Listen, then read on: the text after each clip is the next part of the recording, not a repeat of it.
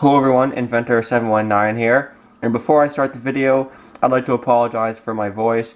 I'm currently under the weather a little bit, so I may sound a little bit stuffy.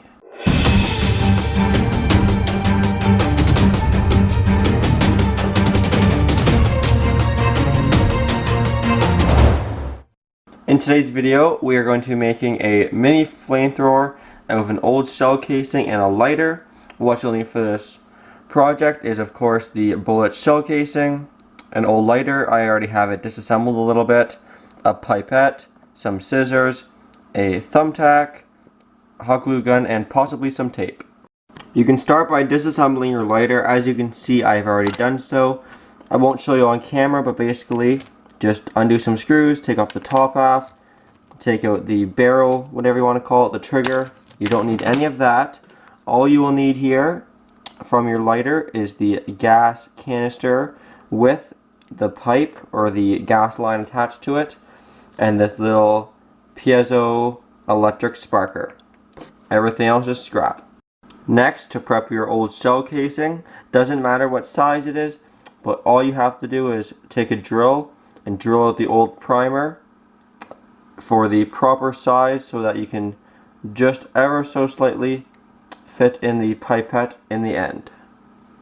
Lastly, prepare your pipette by grabbing your thumbtack and putting a hole at the very top of the pipette just before the bubble goes to a taper.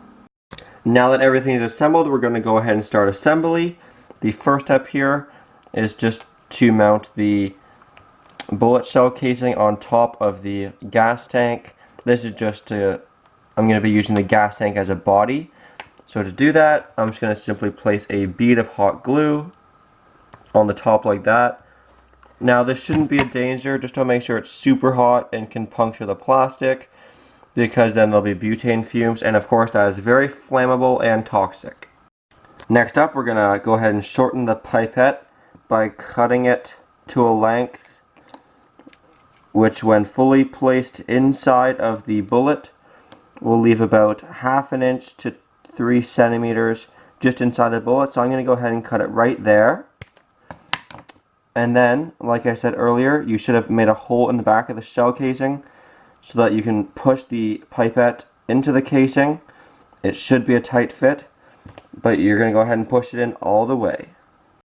Then, to attach the gas line, what you want to do is cut it to the proper length. Of course, it doesn't have to be. You can keep it as long as you want, but I'm going to cut it to the proper length just to clean it up. And then find the hole you poked in earlier with the thumbtack, and then just place it in. Again, should be a tight fit because you want a tight seal, but place it in not too far, just maybe 1 centimeter of the tube inside the pipette. As you can see, there's the tube inside the pipette, and when we push on this trigger, the gas will go through the tube and into the pipette. Then when you squeeze this, all the gas will go into the cartridge and out the barrel. Now that the gas system is in place, we have to go ahead and attach the electrical or the igniting system, and to do that, we're going to be using that piezo sparker we stole from the lighter. I'm going to be placing it here on the side in a trigger-like formation with the button hanging over the edge.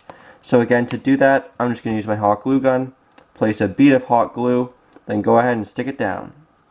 Now for the wires on the sparker, we're going to go ahead and ground the white one to the shell. To do that, just cut off most of the wiring, and then we're going to strip it, then simply tape it straight to the brass shell casing, which will ground the entire shell. So here's the completed wiring, ready to be tested. As I said, we grounded the white wire. Then for the black one, sorry if it's a little hard to see, but basically, there you can see it kinda. I looped it over, and there's the metal contact in there. It is not touching the edge of the shell, probably 1 millimeter or 1/8 of an inch apart. And our fuel is all loaded up, and now we can do some testing. So I turned on the lights a little bit so you can see a little better, and basically how you operate it is you go ahead and squeeze the gas valve for just a very short period of time, just like that. Now there's going to be a little bit of gas in here and air in here. So the key here is to get the right proportion of air to fuel. So maybe if we try just a little squeeze. Now hopefully in the chamber there's the right proportion. That falls off, it's not really secured on. As you can see, I got my little blue flame. And of course that changes based on the air to fuel ratio, how much fuel you have in there. So there I gave it a little more fuel this time. Maybe give it another pump. Go ahead and push the trigger. Yeah, so it's not igniting, so maybe we don't have the right amount of fuel. There's a little one. So you get the idea, it's a lot of playing around. This guy here is your gas opening valve, so try not to open that too much, but if you want, just give it the old lefty-loosey, open it up a little bit, so that when you pull this, let's some more in. Let's try igniting it again. Nope, so maybe add more fuel. There's a little bit, or if you do both at the same time. There, as you can see, it made a bigger one. Hard to hear on camera, but it does make a very cool popping noise. So as you can see, if you do it a few times and nothing comes out, you probably need more fuel. Works best if you tip it up like that, so the fuel is by the end of the hose. Push it down for literally 2 to 3 seconds. Now your canister is loaded up. Like I said, give it a squeeze.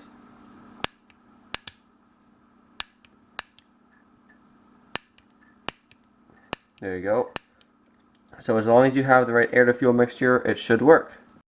Now, if your tank runs out of gas or you just want to try something different, you can always use a different type of fuel. So here I have a little mini axe, and as I said before, you only need a very little bit of fuel, so go ahead and squeeze a little bit in there. Go ahead, try lighting it. If it doesn't light, just add a bit of air. You can do both at the same time, try that. There you go. So axe works pretty good. I'll give you one more demonstration here. Put a bit of fuel in there. We're going to do both at the same time to get that popping effect.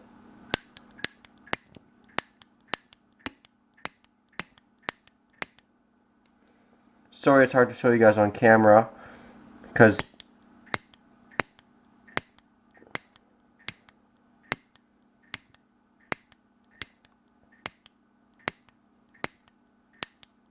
alright, I don't even know how many that was in a row, but it was pretty darn good. And I know it's not a huge flame, it's not meant to be a World War II flamethrower, just a cool little gadget. And until you build it, you won't really know what noise it makes. It is a really cool popping kind of noise. So I say give it a try. Definitely try the axe fuel, maybe alcohol or something, gasoline, let me know what you think. It's a lot more explosive than the butane is, which is why I think it lit so many times there. There's probably still some, yeah. We're still getting it igniting, and we probably had like 40 shots off the bat there. Anyway, thanks for watching everyone. Hope you enjoyed the video. Very cool little gadget here. If you like this, please subscribe. I know I'm not very close, but I'd love to hit 1 million someday. And as always, please like, comment, and subscribe. Thanks for watching.